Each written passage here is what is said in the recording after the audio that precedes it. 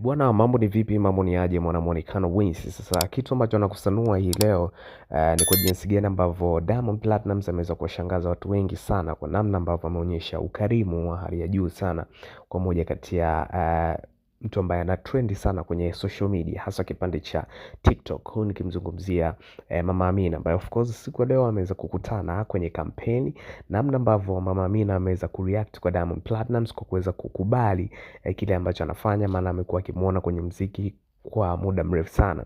Sasa Diamond Platnumz ameweza kumpokea kama ni mtu ambaye ni wa hadhi yake ile ya kawaida, akiwa na vibe, akiwa na energy ya kutosha, kitu ambacho watu wengi hawakutarajia kwa ukubwa ambao Diamond Platnumz yuko nayo. So kuna kitu ambacho of course sasa ni wengine inabidi waweze kujifunza hapa kwamba hata kama una ustaa mkubwa, lakini kuna namna lazima uishi na watu vizuri kwa namna moja au nyingine. So usisahau kucomment, kulike na kusubscribe wa YouTube channel kwa sababu wewe ndiye familia ya kweli.